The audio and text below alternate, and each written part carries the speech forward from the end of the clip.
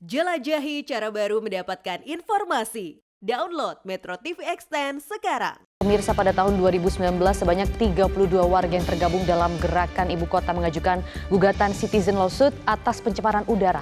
7 tergugat yaitu Presiden RI, Menteri LHK, Menteri Kesehatan, Menteri Dalam Negeri, serta Gubernur DKI Jakarta, Jawa Barat, serta Gubernur Banten. Ini semua tergugat mengajukan banding dan sampai saat ini masih proses kasasi. Terkecuali Gubernur DKI Jakarta saat itu Anies Baswedan yang menerima gugatan dan mencoba memberikan solusi dengan perbaikan transportasi, yakni peremajaan angkutan umum melalui program Jaklingko, penambahan jalur pesepeda serta pejalan kaki dan lain sebagainya. Tahun ini pemirsa, polusi udara kembali menyeruak karena sejumlah daerah di Indonesia khususnya Jabodetabek hampir selalu menjadi kota dengan polusi udara terburuk. Jakarta ya, ini terutama menjadi kota polusi udara terburuk di dunia menurut platform informasi kualitas udara IQR, ditambah penanggulangan polusi yang terkesan belum membawa perubahan. Berikut akan kami tampilkan pemirsa, ada data-data mengenai polusi udara di Indonesia yang dapat membuat Anda tercengang. Untuk yang pertama, kita akan tampilkan mengenai pernyataan dan juga ketegasan serta komitmen dari Presiden Joko Widodo yang mengatakan di sini pemirsa bahwasanya sanksi pasti akan ada dan bisa ditutup.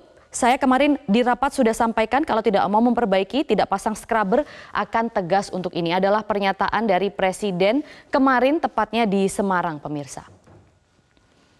Nah, kemudian kita juga akan melihat informasi selanjutnya bahwasanya di grafis yang akan kami tampilkan, jangan kira pemirsa bahwasanya ini merupakan polemik yang ada di Jakarta atau Jabodetabek saja, hanya di ibu kota. Tidak. Sebenarnya ada 10 daerah yang memiliki kualitas udara terburuk dan ini kita akan tampilkan 10 daerah. Tidak hanya daerah-daerah yang di Jabodetabek, bahkan Semarang masuk di situ. Kemudian Lampung, ada juga Kalimantan Barat. Kalimantan yang memang kita tahu banyak sekali kendala-kendala mengenai kebakaran hutan. Dan berikutnya kami juga akan tampilkan bagaimana dampak polusi udara ini terjadi. Yaitu kalau kita tahu sebenarnya dari data yang akan kami tampilkan berikutnya pemirsa, Dinkes DKI Jakarta ini sebenarnya mencatat bahwasanya 100 warga DKI ini terkena ISPA akut setiap bulannya. Nah, ini juga ada data dari KLHK penyebab dari polusi udara. Kita lihat di sini penyebab yang pertama, 44% itu dari transportasi, kemudian 31% adalah industri, 14% rumah tangga, kemudian diikuti manufaktur dan juga komersial. Kita akan fokus di 2 penyebab utama, yaitu transportasi dan juga industri di sini. Kita akan tampilkan data berikutnya pemirsa. Ya, kita akan fokus misalnya kalau kita lihat di transportasi. Sebenarnya di transportasi di Jabodetabek itu bertambah 1 juta setiap tahunnya, itu menurut Dirlantas Polda Metro Jaya. Jadi tahun lalu itu ada 22 juta kendaraan bermotor di Jabodetabek dan tahun ini bertambah menjadi 23 juta. Dan yang paling banyak kalau kita lihat berdasarkan grafis ini paling banyak diikuti oleh sepeda motor dengan 18,3 juta. Dan kalau kita lihat truk itu juga masih ada di sini, yaitu menyumbang sekitar 748 ribu truk. Kita tahu ini memiliki emisi karbon yang memang sulit dikendalikan sehingga menyumbang polusi yang cukup tinggi di sana. Kemudian kita akan juga lihat bagaimana industri misalnya yang juga berperan di sini. Kalau kita lihat data dari Greenpeace pemirsa, ada 13 PLTU yang mengepung Jakarta dalam radius 100 km. Bayangkan, dan itu semua PLTU-nya juga terdeteksi menimbulkan polusi. Kemudian juga akan kami tampilkan di sini bagaimana juga selanjutnya tidak hanya itu kebijakan kebakaran hutan dan lahan misalnya kalau kita lihat, karena ada juga Kalimantan yang tadi masuk. Kalau kita zoom di sini sebenarnya kalau untuk dari KLHK sendiri, nah per Januari sampai Juli pemirsa 2023 ada sekitar 90.000 lebih hektar kebakaran hutan dan lahan yang itu mengakibatkan emisi CO2e, yaitu karbon dioksida yang berbahaya, itu sebesar 5,9 juta ton. Ya, kita akan tampilkan informasi berikutnya, yaitu pemirsa bagaimana sebenarnya solusi begitu ya, standar polutan yang ada di sini. Nah, kalau kita berdasarkan dari WHO, standar polutan emisi yang dilarang yaitu PM 2,5 ini adalah polusi yang berbahaya atau polutan yang berbahaya. Itu sebenarnya standarnya per hari adalah 15 mikrokubik begitu ya. Jadi PM2,5 ini standarnya seperti ini. Tapi yang terjadi di Indonesia atau di Jabodetabek itu 6 kali lipat, bahkan kalau di Jakarta hari ini tuh mencapai 90,2 dan itu adalah 6 kali lipat yang merupakan standar WHO. Nah, itu adalah data-data. Kemudian yang terakhir mungkin bagaimana solusi yang bisa diciptakan di sini. Kita memiliki grafis yang terakhir yaitu mengenai solusi. Nah, solusi ini bisa dengan integrasi dan juga kenyamanan serta tarif yang murah untuk transportasi, kemudian transisi energi terbarukan di sini dan juga kesadaran masyarakat untuk juga bisa menghemat energi, misalnya menggunakan transportasi publik, kemudian tidak membakar sampah dan lain sebagainya. Dan solusi ini juga merupakan solusi holistik yang dibutuhkan yang sampai saat ini belum juga dicapai, khususnya di Indonesia dan di Jabodetabek. Kita akan masih mengulas pemirsa mengenai polusi udara saat ini dan juga kita akan menagih bagaimana komitmen pemerintah yang akan menutup pabrik-pabrik yang tidak memasang scrubber. Tapi tetaplah bersama kami hanya di Metro Siang. Ya pemirsa, Anda kembali di Metro Siang. Lalu bagaimana situasi polusi udara dan dampaknya saat ini serta bagaimana menindaklanjuti ancaman Presiden Joko Widodo yang akan menutup industri nakal yang mengakibatkan polusi udara. Untuk membahasnya kami telah terhubung dengan Rasio Ridosani, Direktur Jenderal Penegakan Hukum Lingkungan Hidup dan Kehutanan atau Gakum dari KLHK. Selamat siang Pak Roy, terima kasih sudah tersambung di Metro Siang. Pak, mungkin langsung saja bagaimana komitmen pemerintah mengenai hal ini? Ada berapa dan di mana saja industri yang tidak memasang scrubber ini? Ya, terima kasih Mbak Nadia. Perlu kami jelaskan ya, pemerintah sangat serius di dalam upaya untuk mengatasi pencemaran udara di Jabodetabek ini. Kami melakukan langkah-langkah tegas ya terkait dengan kegiatan-kegiatan yang tidak melakukan pengelolaan pencemaran udaranya sangat dengan serius. Kami sudah melakukan pengawasan saat ini hampir mencapai 18 ya, perusahaan dan kami sudah menghentikan beberapa kegiatan-kegiatan dari perusahaan tersebut. Langkah-langkah hukum yang kami lakukan tidak hanya melakukan penghentian kegiatan, tapi kami juga menyiapkan langkah-langkah hukum lebih lanjutnya, termasuk di dalamnya pengenaan sanksi administratif dan juga gugatan perdata. Ya, kami sudah bicara dengan kuasa hukum kami untuk segera melakukan gugatan perdata terkait dengan perusahaan-perusahaan yang terindikasi ya melakukan pencemaran udara di Jabodetabek ini. Samping itu juga kami akan lakukan dengan hukum pidana. Ada beberapa perusahaan yang sudah terindikasi adanya tindak pidana dari pengelolaan pencemaran udara mereka. Ancaman hukumnya ini sangat-sangat berat ya, bahwa ini ancaman pidana penjara 10 tahun dan denda 10 miliar.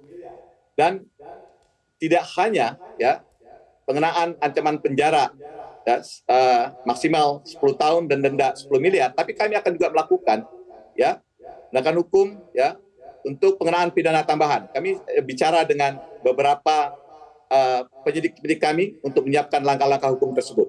Ini langkah-langkah hukum yang sangat serius dilakukan oleh pemerintah untuk mengatasi pencemaran udara ataupun penurunan kualitas udara di wilayah Jabodetabek ini. Baik, Pak Roy, jadi tadi Anda menyebut ada angka 18. Nah, apakah ke-18 industri itu tadi maksudnya adalah yang sudah akan terkena sanksi atau bagaimana Pak? Dan itu sebarannya di mana saja? Ya, yang sudah terkena sanksi ini 11. Ya. Yang lainnya sedang difinalisasi ya. Kami sedang bahas dengan tim pengawas kami karena kami menerjunkan sekitar 100 pengawas dan pengendali dampak lingkungan dengan didukung oleh penyidik dan juga ada tim supporting lainnya. Kami punya tim support untuk memperkuat upaya pengawasan dan penegakan hukum ini. Nah, ini tersebar di wilayah Jakarta, kemudian juga di Bekasi, Bogor, dan juga ada yang di Tangerang. Jumlah ini akan terus kami tingkatkan pengawasan jumlah industri-industri yang akan kami awasi. Ya, kami sudah punya daftarnya. Ya, kami sedang mendalami lebih lanjut terkait dengan kinerja pengelolaan pencemaran perusahaan-perusahaan tersebut. Pak Roy, kalau dari 11 perusahaan yang Pak Roy tadi katakan, kalau dari informasi yang kami himpun dari tim Metro TV itu sebenarnya baru sanksi administrasi kemarin Menteri KLHK menjelaskan. Nah, ini sanksinya seperti apa? Kalau memang benar tadi ada ancaman denda atau ancaman pidana, itu akan bagaimana sanksi administrasi ini? Ya, sanksi langkah-langkah kita lakukan adalah kita melakukan penghentian kegiatan. Ya, kami sudah melakukan penghentian kegiatan bersama-sama juga dengan pemerintah DKI. Ya, kami juga akan terus bekerja sama dengan pemerintah kabupaten kota lainnya untuk melakukan pengawasan-pengawasan yang intensif ini, sehingga kita bisa memperluas cakupan pengawasan kita. Adapun langkah-langkah hukumnya, ini bisa dikenakan sanksi administratif, ini termasuk di dalamnya, ini berkaitan dengan paksaan pemerintah untuk perbaikan, atau pembukuan izin dan pencabutan izin. Di samping itu juga kita sedang menyiapkan, saya sampaikan tadi, adalah upaya-upaya hukum untuk melakukan gugatan perdata terkait dengan ganti rugi dan juga pemulihan lingkungan. Kami sedang menghitung berapa besar gugatan kami terhadap perusahaan-perusahaan ini.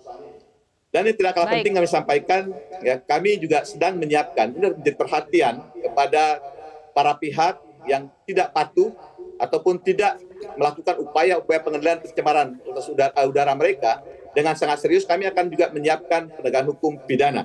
Ya, kami sudah bicara dengan para penyidik untuk mengambil langkah-langkah penegakan hukum secara tegas. Tadi saya jelaskan ancaman hukum yang sangat berat, pidana penjara maksimal 10 tahun dan denda 10 miliar, dan ini bisa diperberat lagi. Dan untuk korporasi ini akan kami kenakan pidana tambahan berupa perampasan keuntungan, termasuk juga perintah tindakan perbaikan kualitas lingkungan ataupun pemulihan lingkungan. Ini Mbak Nadia yang perlu kami jelaskan. Baik, dengan Maria Pak Roy. Pak Roy, itu Mbak kalau Maria. tadi, baik. Pak Roy, kalau itu tadi mengenai industri ya, khususnya memang yang mengakibatkan polusi udara berbahaya adalah PLTU begitu yang menggunakan uap. Nah, kemudian bagaimana dengan transportasi Pak? Misalnya uji emisi kendaraan-kendaraan, masih banyak truk, tadi ada sekitar 790 lebih truk yang beredar di Jabodetabek setiap harinya. Nah, apa yang akan dilakukan pemerintah terkait hal tersebut? Ya, perlu kami sampaikan, ada beberapa langkah yang harus kita lakukan ya berkaitan dengan kontribusi pencemaran dari kegiatan kendaraan bermotor, ya, termasuk khususnya berkaitan dengan angkutan-angkutan, ya. Ya. Kami juga sudah bicara dengan beberapa teman-teman, tentu di samping melakukan langkah-langkah untuk mendorong perawatan-perawatan. Yang pertama adalah mendorong mereka melakukan uji emisi lebih intensif secara berkala, kemudian mendorong melakukan perawatan-perawatan sehingga kendaraan-kendaraan tersebut dapat memenuhi baku mutunya. Kami juga sedang menyiapkan juga, ya, akan menggunakan juga penegakan hukum pidana berdasarkan Undang-Undang Perlindungan dan Pengelolaan Lingkungan Hidup. Ini kami akan persiapkan langkah-langkah hukum tersebut apabila ya perusahaan-perusahaan angkutan tersebut ya tidak ya mempunyai komitmen yang serius untuk mengendalikan ya emisi dari kegiatan kendaraan-kendaraan mereka. Ini langkah-langkah ini harus kita lakukan secara terus-menerus ya. Pertama adalah mendorong perusahaan-perusahaan angkutan, termasuk juga sebenarnya pemilik-pemilik kendaraan bermotor dan perusahaan-perusahaan angkutan untuk melakukan uji emisi secara berkala.